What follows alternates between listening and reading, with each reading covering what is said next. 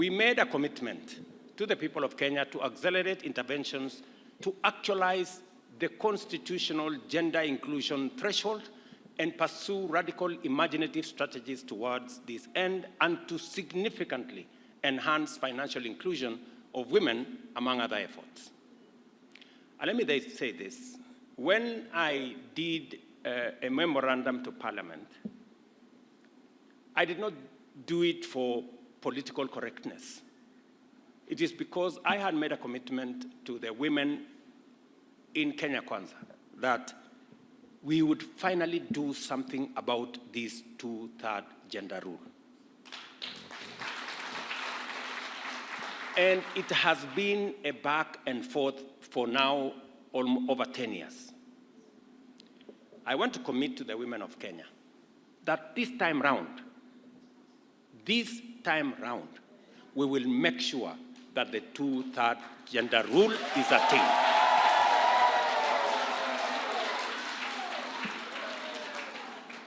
And the exercise that is going on in Parliament, the NADCO report, now includes what Aisha Jumwa and her team have been doing. And the commitment I made is that for the 290 seats, at the very minimum, we must have at least 1/3 being women. Now, I know there is a lot of calculus and mathematics and interpretations and what, but in the bill that is going to go to Parliament, we will make sure that at least more women, and hopefully we can do this by next year, more women get to leadership in Parliament.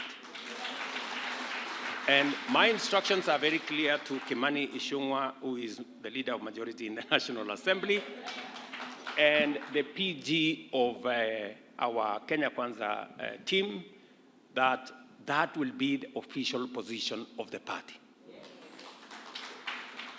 And we have talked to many leaders, especially men.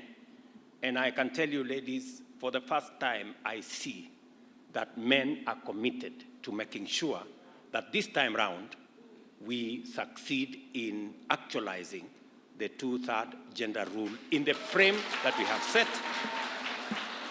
And I want to ask women leaders, I know you may want higher numbers, but we can do it, you know, we can do it progressively. Let us get what we think is attainable now. You guys know what you need to do. We can then take it to the next level, and then take it to the next level, and finally get it to 50-50.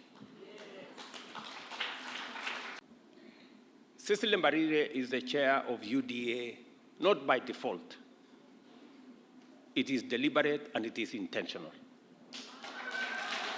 And one of the assignments she has is that we must, as a party, lead from the front, and we must make it in the rules, Madam Cecily Mbarire, that when Rigiji and myself tukifika hapo mbele na tumepangana, tumekubaliana vile itaenda, we must also agree that going forward, if a man is a candidate for president in our party, the woman must be the runner.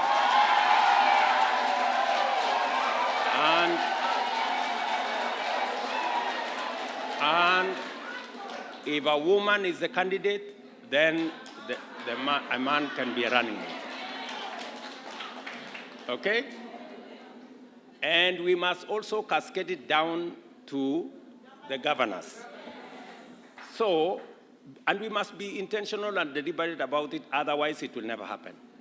And I know fellow party leaders in other parties will agree with us, because we all agree, because I'm sure The party leader in Wiper supported Wavinya.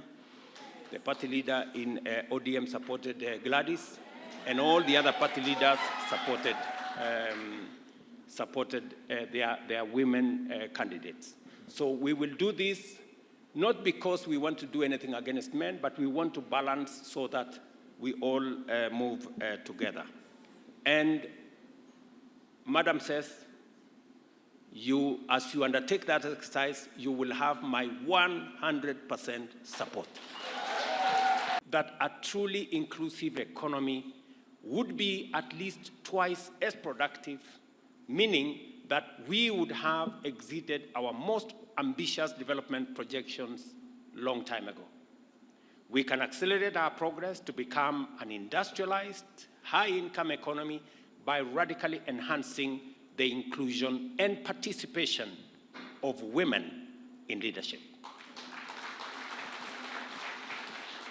And speaking about women and participation in our country, even when we speak even about politics alone, despite that we have few women elected, majority of voters in Kenya are women. So there is no doubt as to whether women participate in politics or not, because they do. But now it is time for us to move it a notch higher, that women should not only participate in terms of being voters, they should participate in terms of being candidates and in being elected as leaders.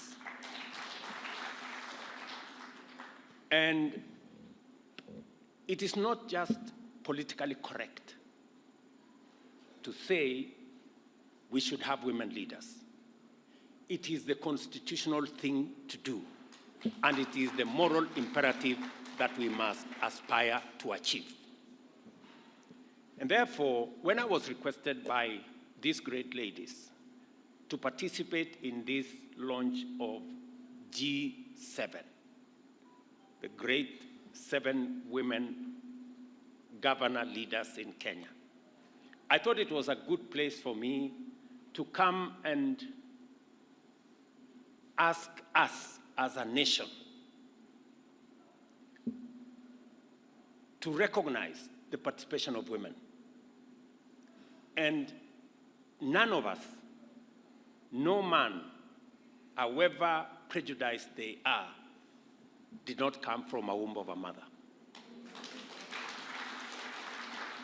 We may be whatever we are, we may be strong, we may be opinionated, we may even have issues of prejudice, but the basic fact is that we were born by women.